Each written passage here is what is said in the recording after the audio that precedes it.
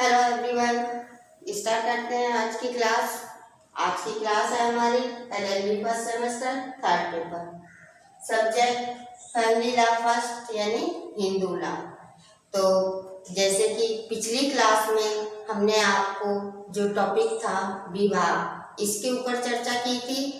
तो विवाह के बारे में हमने आपको बताया था, विवाह की परिभाषा बताई थी और विवाह की 8 प्रकार की पद्धतियों के बारे में बताया था।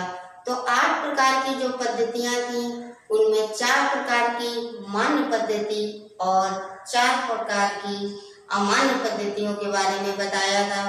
तो आज की क्लास में हम उसी विवाह की मान्य पद्धतियों के ऊपर चर्चा करेंगे।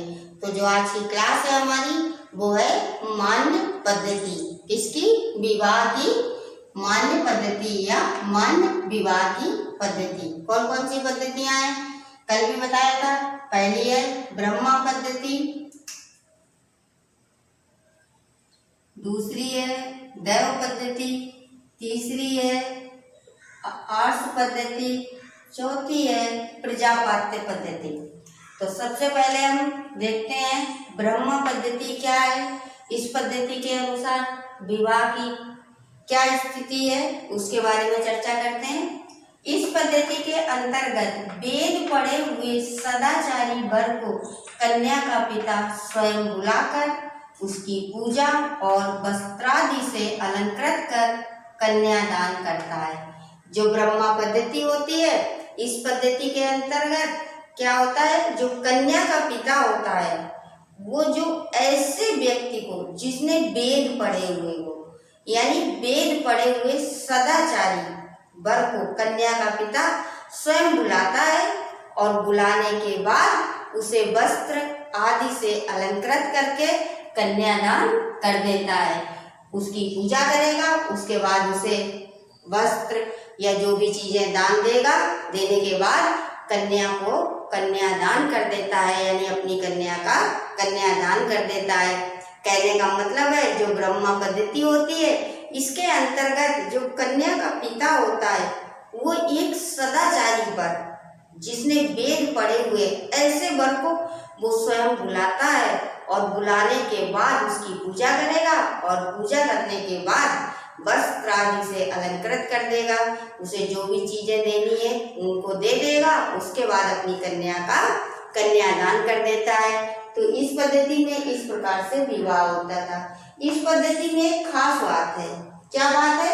इस पद्धति की मुख्य बात यह है कि कन्या का पिता, जो कन्या का पिता होता है, कन्यादान के फलस्वरूप कोई प्रतिफल नहीं ग्रहण करता। कहने का मतलब है जो ये ब्रह्मा पद्धति होती है, इस पद्धति के अंतर्गत कन्या का जो पिता होता है वो अपनी जब पुत्री का कन्यादान करता है तो उस समय कन्यादान के बदले में कोई प्रतिफल ग्रहण नहीं करता। प्रतिफल क्या होता है? यानी कोई राशि। ऐसा नहीं कि उसने अपनी बेटी की शादी की है तो वर से कुछ ले, कोई धन, कोई ऐसी चीज जो उसके बदले में ले, तो वो उस वर से कुछ भी ग्रहण नहीं करता है। उसके पास जो होता है, कपड़े हैं, ज्वेलरी है, उसे जो भी देना है वो देकर अपनी कन्या का कन्यादान कर देता है, लेकिन वर से वो कुछ भी नहीं लेता है प्रतिफल के रूप में। प्रतिफल आपको जो कॉन्टेक्ट की क्लास होगी उसमें पढ़ाया भी जाएगा डिटेल में। तो प्रतिफल का जो मतलब होता है वही होता है कि किसी के बदले में जो दिया जाता है वो प्रतिफल होता है। आगे देखो, ये था ब्रह्मा पद्धति। अब देखते हैं दैव पद्धति। इसके अंतर्गत क्या होता है? यज्ञ में विधि पूर्वक कार्य करते हुए ऋत्विक के लिए वस्त्र आदि से सुसज्जित कन्या का दान करने को धर्मयुक्त दैव विवाह कहते हैं। जो दैव विवाह होता है उसमें क्या होता है कि जो यज्ञ किया जाता है, यज्ञ में ऋत्विक के रूप में कार्य करते हुए, जो यज्ञ में ऋत्विक के रूप में कार्य करता है, यानी यज्ञ में विधि पूर्वक कार्य करते हुए ऋत्विक को, जो यज्ञ होता है तो यज्ञ में जो विधि पूर्वक कार्य कर रहा है, ऐसा ऋत्विक जो कार्य करता है वहां पे जो बैठा होता है तो उसे ऋत्विक बोलते हैं। उसको कन्या का पिता क्या होता है, कन्या को वस्त्रों से, जो भी चीजें हैं उससे सुसज्जित कर देता है और करने के बाद कन्या उसको दे देता है। तो इस तरह से वो कन्या का विवाह कर देता है। सुसज्जित कन्या को दान में धर्मयुक्त दैव विवाह कहते हैं।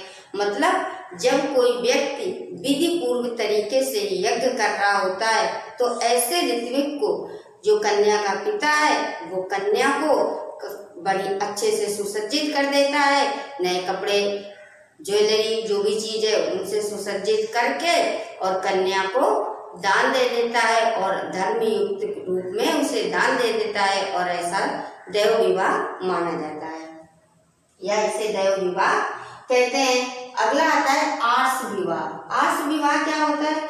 आर्ष विवाह के अंतर्गत गौ मैथुन अर्थात गाय अथवा बैल, जो गौ मैथुन का मतलब है कि गाय अथवा बैल दोनों में से कोई एक एक या दो दो धर्म कार्य करने के लिए वर से लेकर विधि पूर्वक कन्यादान करना आर्ष विवाह कहलाता है। कहने का मतलब है कि ये गौ मैथुन के द्वारा होता है। गौ मैथुन होता है कि गाय या बैल या एक एक गाय या एक एक बैल या दो दो गाय या दो दो बैल, कुछ भी कन्या का जो पिता होता है वो वर से लेता है धर्म कार्य करने के लिए। यहाँ कन्या का पिता देता नहीं है, कन्या का पिता जिस लड़के के साथ या जिसके साथ अपनी पुत्री का विवाह करेगा उस वर से लेगा एक एक गाय या एक एक बैल, दो दो गाय या दो दो बैल, उससे ले लेता है और धर्म कार्य करने के लिए वर से लेता है और विधि पूर्वक कन्या का दान करना आर्ष विवाह कहलाता है। इस प्रकार जो कन्या का पिता है वो वर से गौ मैथुन प्राप्त कर लेता है, गाय अथवा बैल को ले लेता है विधि वो धर्म युक्त कार्य करने के लिए और उसके बाद कन्या का दान विधि पूर्व तरीके से कर दिया जाता है।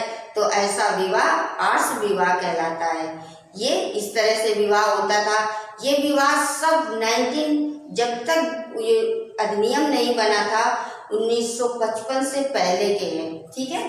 तो इनको बोलेंगे आर्ष विवाह। अब आएगा प्रजापात्य पद्धति। इस पद्धति में क्या होता था? इस प्रकार की पद्धति में कन्या के पिता द्वारा तुम दोनों साथ साथ धर्माचरण करो, यानी जो ये प्रजापात्य पद्धति होती है इस पद्धति के अंतर्गत जो कन्या का पिता होता है, कन्या का पिता अपनी पुत्री से कहता है, पुत्री और वर से, कि तुम दोनों में वर और स्त्री दोनों आते हैं तो तुम दोनों साथ साथ रहकर धर्माचरण करो, ऐसा कह देता है और विवाह कर देता है। तुम दोनों यानी वर कन्या साथ साथ धर्माचरण करो, ऐसा कहकर वस्त्रालंकार से उन्हें पूजित कर कन्यादान किया जाता है, ऐसा कह देता है और उसके बाद उन्हें कपड़े, ज्वेलरी, जो भी चीज दे देता है उनसे पूजा कर देता है और कन्या का दान कर देता है। वो कन्या का जो पिता है वो एक ही बात कहता है कि तुम दोनों साथ साथ रहकर धर्माचरण करो और कन्या को और वर को कपड़े, जो भी चीजें हैं, जो अलंकार है, वो सारी चीजें दे देगा और देने के बाद कन्या का दान कर देगा और ऐसा विवाह प्रजापात्य विवाह कहलाता है। तो ये तो थे चारों प्रकार की मान्य विवाह की पद्धतियां। तो आपने देखा कि जो ये मान्य विवाह पद्धति है, इन चारों पद्धतियों के बारे में हमने आपको बताया। तो इन चारों पद्धतियों के बारे में आपने सीखा। आप लोग इसको पढ़ते जाइए, ये इम्पोर्टेंट भी है और ये एग्जाम में भी पूछा जाता है कि मान्य विवाह की पद्धति कौन कौन सी है, अमान्य विवाह की पद्धति कौन सी है, या विवाह की परिभाषा लिखिए। ये सभी 4 नंबर के क्वेश्चंस पूछे जाएंगे। तो हमने इसको बोर्ड में भी लिख दिया है पूरा। आप चाहें तो इसके नोट्स भी तैयार करते रहें। आज की क्लास में इतना ही। कल की क्लास में फिर से मिलते हैं अमान्य विवाह पद्धति के साथ। तब तक के लिए इतना पढ़िएगा।